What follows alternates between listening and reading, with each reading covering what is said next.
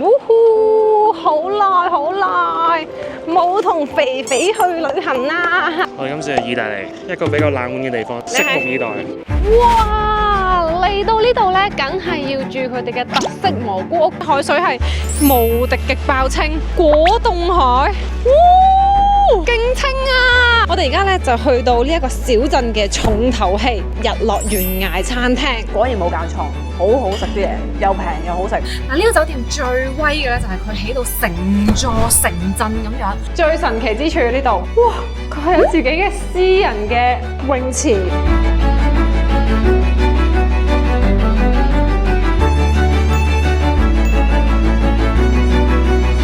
250歐，你俾啲咁嘅嘢我，點樣？真係食環境。係食環境，你知嘅。但係我冇諗過佢連食材都咁慳啊嘛，大佬！完全中伏啊！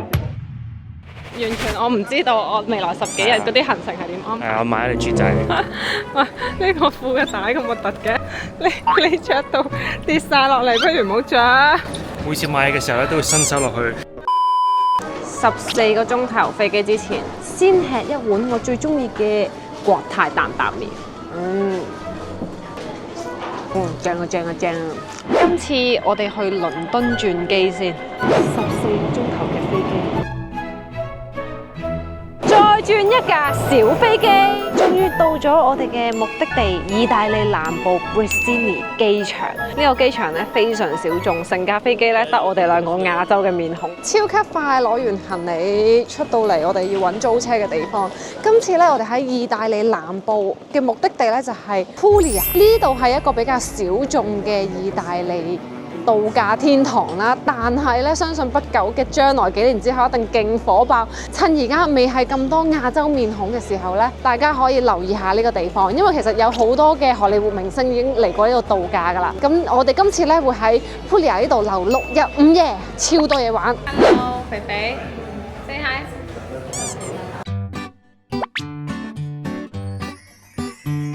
哇！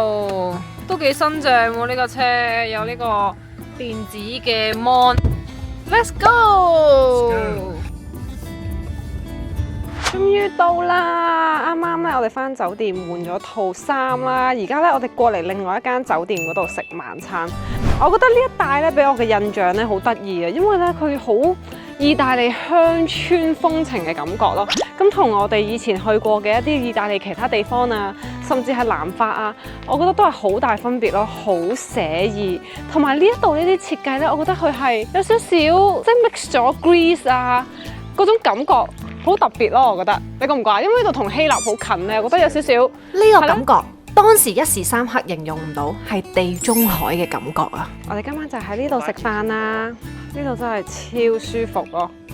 我覺得呢度係好 raw 啊，鄉村好 chill 嘅感覺。我哋而家身處呢一間酒店叫做 Mazzlia d'Ole Corallo。Puglia 算係位於意大利南部。呢個餐廳咧，令我諗翻起我哋早幾年咧喺南意 Amalfi Coast 嗰啲餐廳都係巨美。嗱，呢一度咧有一樣好 Puglia， 所有嘢食價錢勁抵，啲 main course 咧牛啊、魚啊、tuna 啊，暫時見到全部都係25至27歐。哇！歐洲嚟講係好抵，啲 starter 全部都係21、22歐。我睇下個 wine list 啊，我嚟到呢度梗係要瘋狂飲酒啦，12歐啊 by the glass。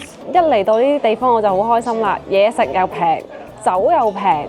酒平過水嘅分分鐘。好啊，我而家成個人精神晒，我頭先幾攰啊，經過咗一日嘅奔波。哇！見到呢一籃麵包，南意嘅感覺翻晒嚟。之前 Amalfi Coast 咧，我哋發現咧呢一啲麵包巨好食，佢係超脆嘅。聽住啦，麵包 Esma。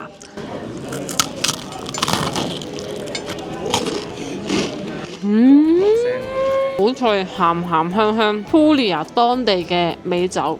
噔，我唔客氣啦，哇，賣相都好精美。我要咗個魚。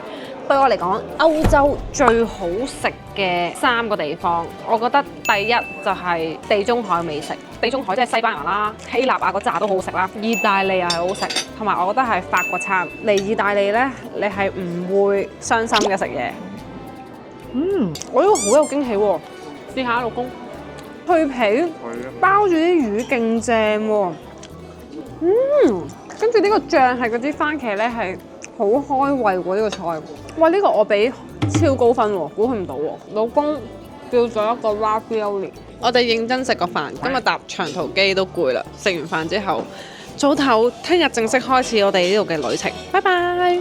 拜拜。Good morning， 瞓咗超好嘅一覺。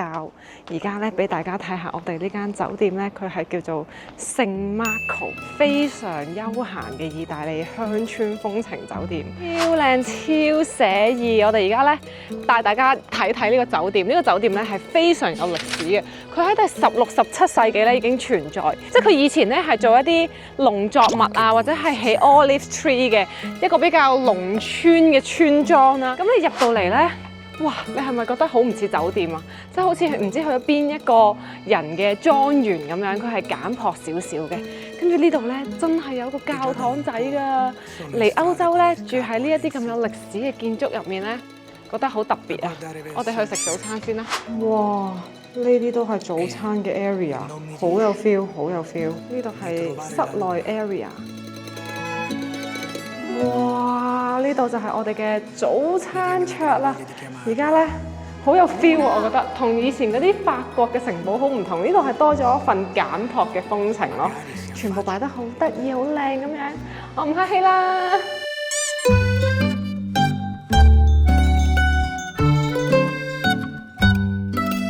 Puglia 初印象超寫意。我覺得呢度正過 Amalfi Coast 喎。咪呢度係有度假嗰種寫意咯。Amalfi Coast 始終遊客太多咧，同埋Amalfi Coast根本就好細，佢啲酒店做唔到呢一種好同大自然好 connect 嘅感覺。即係Amalfi Coast就去到打卡完，Amalfi Coast有啲似南丫島長洲嗰啲咁細咁細。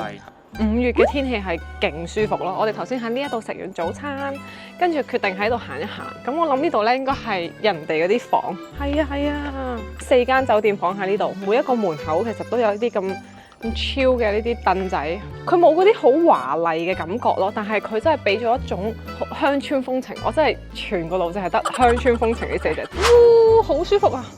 哇，呢度有個水井喎，睇下先，呢啲真係歷史啊！歷史嘅水井，以前啲人喺度生活就係靠呢一度攞水，幾神奇啊！哇，呢度到底有幾多個花園？勁大咯！好香啊！呢啲花，跟住佢仲有個泳池啊，被橄欖樹包圍嘅泳池，呢啲全部都係橄欖樹。行多幾步，佢莊園後面咧，呢啲全部都係 olive tree。我哋間房 room tour 時間嚟啦，咁咧佢係喺2樓嘅，跟住呢間房咧係一個1廳1房1洗手間啦。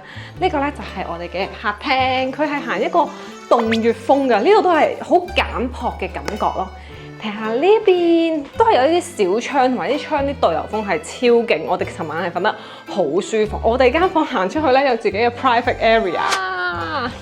嗱，雖然咧呢個大露台就唔係話超靚啦，但係咧都幾舒服、幾寫意嘅，可以瞓喺度休憩下，跟住有啲台仔可以喺度即係睇下星星啊，享受下。同埋呢一度咧可以行翻去我哋另外一間房嘅睡房，噔噔。所以其實佢係3個窿嘅間隔咯，廳房仲有一個洗手間。呢一個咧就係我哋嘅洗手間，呢個 bathtub 勁正。嗱，呢埲牆後面咧就係馬桶。Puglia 呢個地方咧 ，so far 我哋覺得都幾容易揸嘅，因為啲路咧其實都即係唔算好窄咯。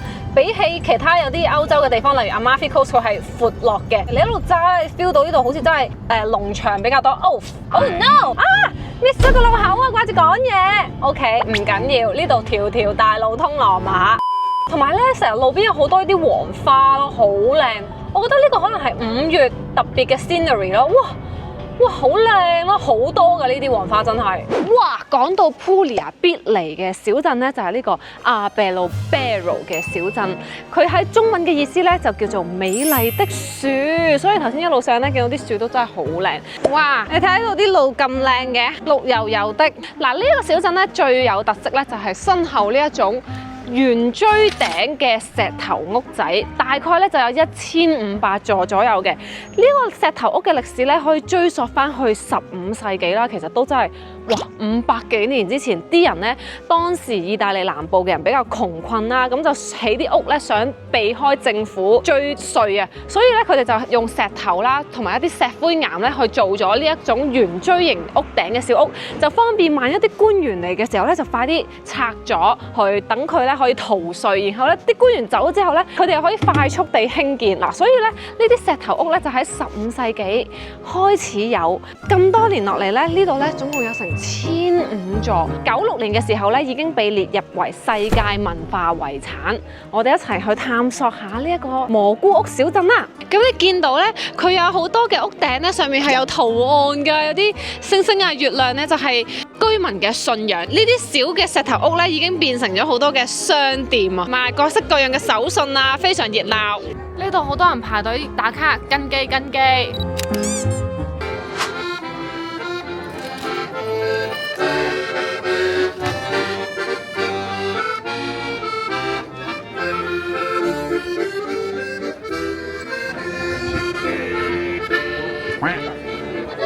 其中一間石頭屋，跟住佢有好多唔同嘅酒，色彩繽紛，仲有好多我中意食嗰啲意大利麵包仔啊！意大利南部非常出名嘅貓耳朵意粉，佢 pistachio 味嘅，好 creamy 啲 Bailey，但係啲 pistachio 香味都唔錯。哇！呢支咁嘅色，哇得唔得㗎？試下橄欖油味。我真係未試過呢種味嘅酒單。幾多錢一支啊？幾多錢一支啊5歐啫喎。5歐一支。想買都知喎。誒幾 Q 啊！我覺得呢啲幾 Q 啊！呢度咧唔係講笑，哇係絡繹不絕嘅人流，哇點啊！呢度咧就係佢中央廣場嘅位置。其實呢度都幾大㗎，但係我覺得啲鋪頭咧就唔係好多嘢行咯，即係好多都係啲 tourist 嘅嘢。你一路行啲街仔係好得意嘅，但係實質入面咧係買唔到嘢嘅。對我嚟講，雖然地方大，但係咧都可以好快行晒嘅。同埋咧好多嗰啲藝人喺度街頭表演咧，我覺得係成件事好有氣氛嘅。白色天堂小鎮，哇！離開咗主街，我哋終於〜呢度係可以打到卡㗎啦，比較少人。佢有好多嘅小巷子咧，係比較少人咧，有一啲餐廳啊，亦都有啲 shop 咧，大家呢度就容易啲打到卡啦。哇，舒服好多成件事，即刻。又到午餐時間，今日我哋決定喺呢一個小鎮度食 lunch。5月嚟意大利，梗係坐室外啦。嚟到意大利南部，一定要試貓耳朵意粉 Orecchiette。Questa pasta si chiamano orecchiette. Orecchiette。啊，我唔客氣啦。哇，肥肥，我呢個勁平，10幾歐，好似好好味咁喎。你呢度必食嘅呢個貓耳朵意粉 ，pesto sauce 喎，應該係咪？哇，喂，幾好食喎，好煙韌喎。嗰度咬緊。係咯。但佢唔係 pesto sauce 佢。係咯。佢係鹹鹹地嘅都。同埋佢加啲麵包糠咧，個口感就又煙韌，又有啲脆脆地咁樣。好似食緊啲年糕咁，又冇年糕咁煙韌，但係幾特別喎。極好食。竟然。震撼好食，好似有一層嗰啲五花腩，然後包住隻蝦咁樣嘅，哇！好食到癲咗喎。2碟嘢再加一個咖啡，300蚊港幣就37歐，超抵啊！意大利南部呢度。哇！嚟到呢度咧，梗係要住佢哋嘅特色蘑菇屋 Trulli 啦。後面呢一座蘑菇屋咧，其實有300年歷史啊。房東咧3年前咧就將呢個 Trulli 翻新，將佢改建為民居。入面咧，哇！呢度有1、2、3、4、5、6個屋頂，帶大家入去 room tour 一下啦。首先咧就係有呢一個 garden 咧，巨美麗。留意翻呢個 garden 咧，佢係種植咗超過600本唔同嘅植物啦，包括有一啲 basil 啊、rosemary 係你煮食嘅時候能夠用到嘅材料嚟嘅，超靚咯呢一條小路。咁然後後面呢一邊咧就係我哋嘅 garden 啦，有一個休憩嘅 area， 亦都有一個自己嘅 private pool 嘅，同埋呢度咧係有個 BBQ 爐嘅。我覺得外面呢度咧就 normal 嘅，我哋不如入屋睇啊！呢個屋真係好鬼得意咯。呢度仲有一個小 garden， 其實呢一間屋咧係可以住到4人嘅。咁咧我就估唔到咧，原來呢一啲 Trulli 嘅屋咧，佢係打通嘅喎。我以為係咪分6個門口要入啦？然後我而家踩緊呢一個石頭咧，仲刻住1902年。年咯，100幾年前嘅石頭啊！一入嚟咧就係我哋少少嘅客廳，咁其實內部原來啲 Tuli 嘅屋咧，即係你見到呢一啲岩石咧，全部都係白色咧，好可愛嘅尖尖嘅屋頂啦。入到嚟咧，你覺得哇都幾涼嘅呢度，即係納涼係好勁嘅喎。房東將呢度改建咗，你睇下一個廚房仔啦，然後亦都有窗嘅，哦，好得意啊！請跟我來。咁呢度咧有幾間睡房嘅。呢度就第一間，然後咧而家我哋已經嚟到第3個屋頂啦，就有一個衣櫃啦，有洗手間啦，呢度另外有個後門嘅，最後一間就係我哋嘅主人房，超可愛。嗱，呢度咧我哋有自己嘅 car park 同埋有自己嘅閘嘅。個人認為嚟到呢度，與其住酒店，不如住下呢啲特色蘑菇屋，有咁大嘅 private area， 你話唔正啊？各位早晨，準備 check out 呢個可愛嘅蘑菇小屋。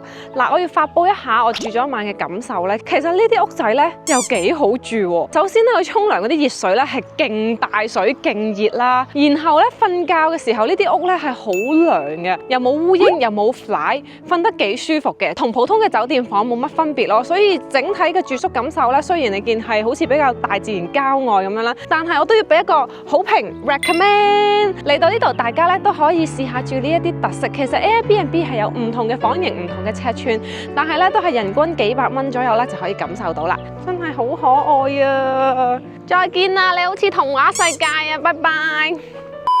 今集我哋睇住咁多先，多謝大家收睇，密切留意之後1連幾集嘅意大利南部 Puglia 之旅。Puglia 你估佢唔到呢度陽光勁充足，有海灘，有非常特色嘅小鎮建築，亦都有千年古城、價廉物美嘅美食，同埋超靚嘅海岸線，完全係意大利南部嘅美食度假天堂。約定大家下集再見啦，拜拜。